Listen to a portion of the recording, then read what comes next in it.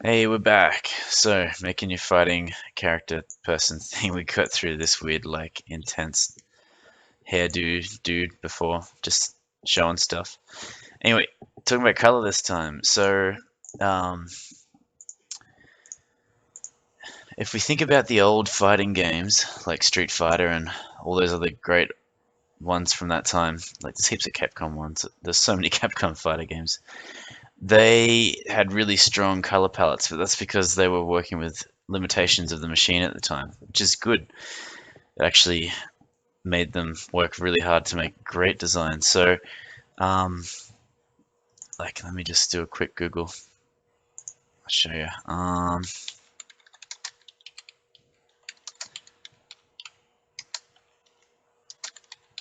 There we go. See if I can find something good. Yeah, let's just go with that. Here we go.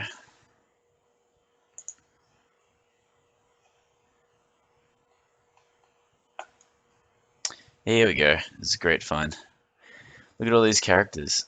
Now, this is from the SNES. Like, this is pretty friggin' good sprite work for like that older device. There's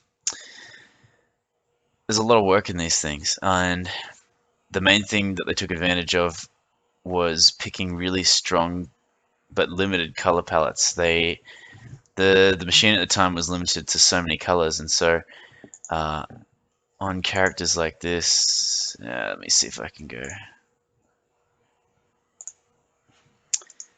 Yeah, let's just copy image, throw it into Photoshop.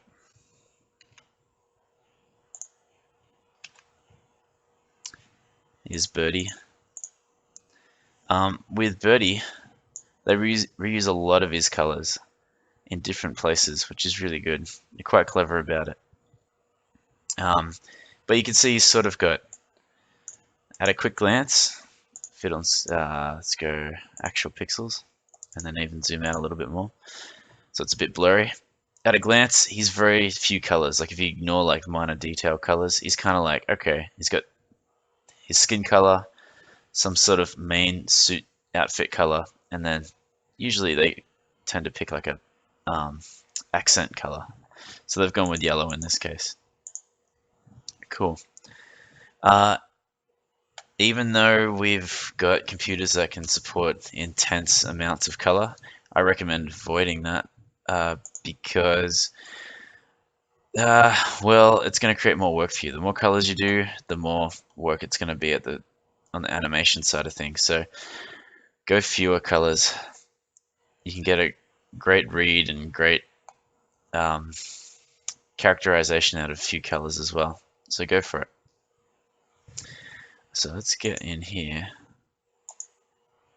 It's for later. Anyway, here we go. Let me find this layer here.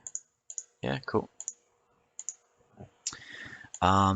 The colors I used for the Punk Ninja Girl, I had this set, this one, this one, this one. I tried a bunch out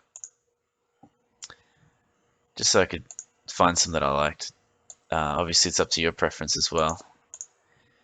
For this example, I'm just going to fill in this other girl, which I was like nearly leaning towards.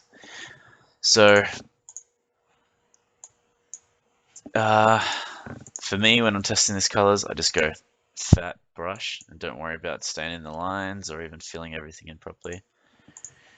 I tend to go skin color first, and it's definitely a preference thing. So if you prefer to do all the other stuff first, that's okay. Let me just chuck in these colors.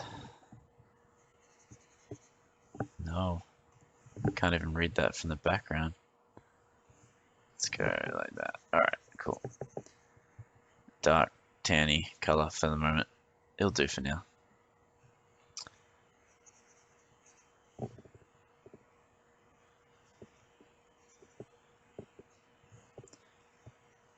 Cool. Yeah, it's like she's wearing these short kind of cling short things under the dress. and also really high socks. Anyway, I then move straight onto, and I know it makes it harder to color, I go into the main kind of big color that's going to take up most of the space. And you'll see why I'm rough with this in a minute. More purpley blue. I had thought about this color ages ago, just never chucked it on because I didn't go with this character.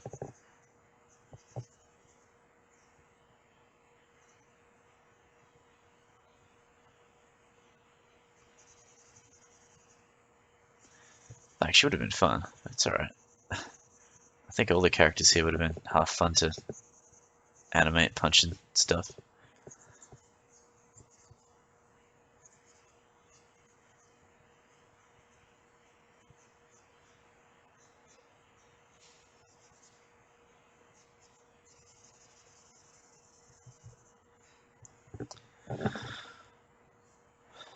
Okay, and then I had thought that I was going to go with the blue again down here.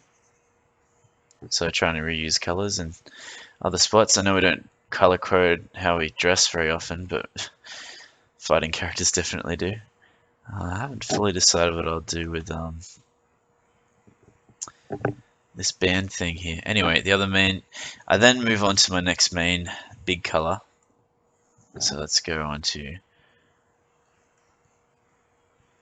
it's like red, pink, more red.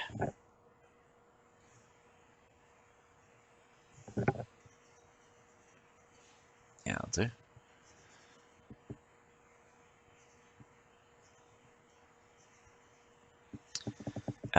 My rule of thumb is if you haven't studied your color theory and stuff, you don't need to worry too much.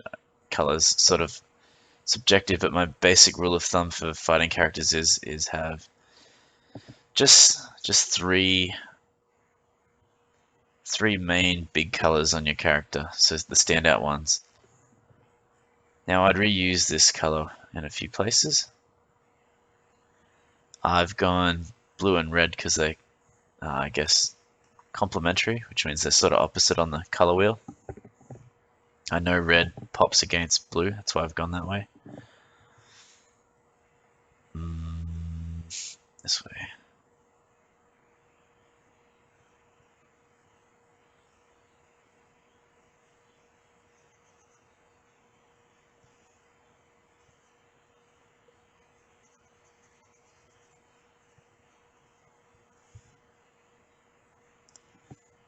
Oh, and these bits here. Whatever the hell this dress is doing. I think that's probably why I didn't pick her in the end. Alright, cool. So at a quick glance, without filling in the minor details, I can work out if those colors look okay, and I can still read various parts of the body, like where are the hands and feet, and things that are going to matter for how this character attacks. Then I can just chuck in all the other colors that I need. So I'm going to just choose very few. So I'm just going to go with black and white for the rest.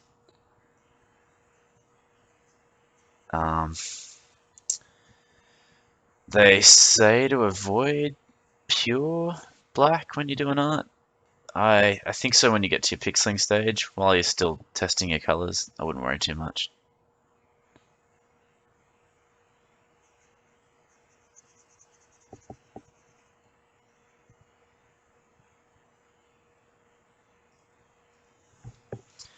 You know, I might actually use that red for this strange bangle thing here. I might change it to white later, but you know, I'm just testing it for now.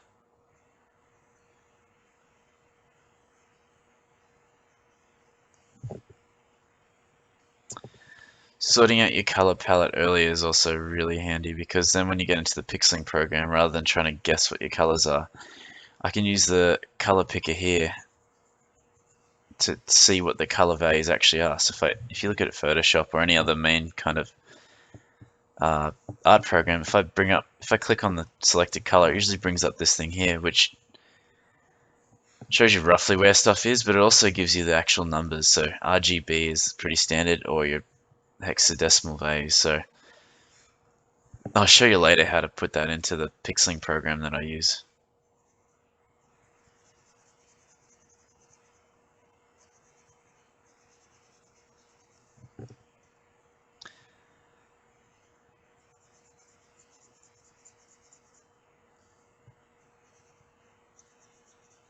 Okay, nearly done. Okay, I'm just going with white for the last color. Just pop bright white.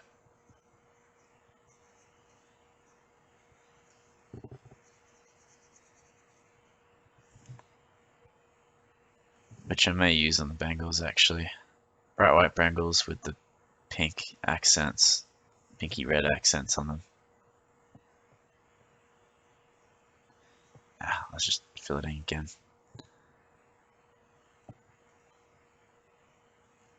This is weird like gem things or lights, or I don't really know what I thought they were when I was originally drawing it. Anyway, you get the idea. I've got this white. There's this little like cuff bit up here as well, which is white. Well, it could be any color, but I'm going to choose white because I can read it at small details very easily against the darker colors at least.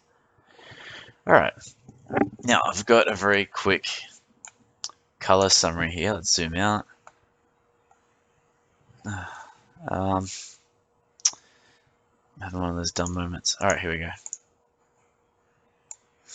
All right, see, I could read that character pretty well. Now, there's this thing that I can do. Duplicate your layer, hit OK. Now, the reason why I went a big fat brush and not like a soft brush when I was coloring in, you might even just use selection tool. That's probably safer. I'll use the fat brush so I can do this. Now, duplicate this thing. I'm just going to lock the transparency. I can test my colors very quickly now and go, all right, maybe I didn't like the blue dress. Maybe it would be awesome if it was something dumb like bright yellow. Why not? Now to replace all the blues in this in one go, when I've got my fill tool selected, untick contiguous. That means basically wherever this color shows up on this layer, I'm going to replace it. Watch. Awesome. So if contiguous is not turned on, it'll do that. Super handy for testing your colors. All right, so I can see that the reddy pink doesn't go heaps awesome with the yellow. What does yellow sort of go with? It sort of goes with blue again anyway. Let's see how that goes. Yeah, I could go with that, or sometimes, yeah, purple really kicks it off well with that. You can see that this is way too bright a theme, so I'd have to pick something to go darker. That's not too bad if you really wanted to go the bright yellow. I can start working out the other colors as well. If I don't want to work, like I could use 2 shades of purple here, so I could go lights and darks with that one. Let's get rid of that. Let's make another one.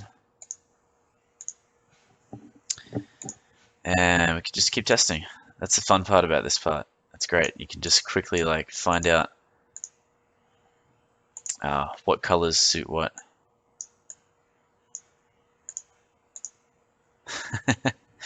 Cool. I actually really enjoy this part. It's just having fun. And you can find some really amazing color patterns, combinations that work.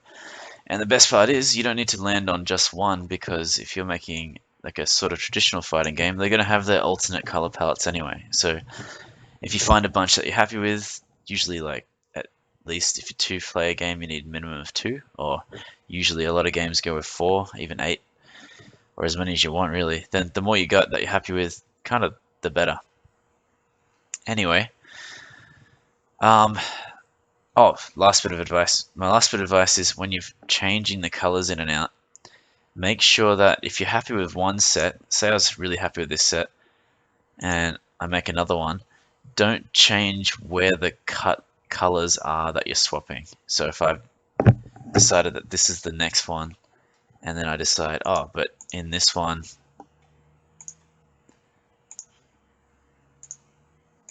this arm is blue as well, it might screw things up with how you plan to do things. Like if you're going to export every character as their own sheet with the different color, that's fine. But if you're going to use some crazy software nonsense, which I've done before, where you swap the color palettes out using code, then it's not going to work out. You're better off keeping all the same colors together in the same spots. So let's put that back to that.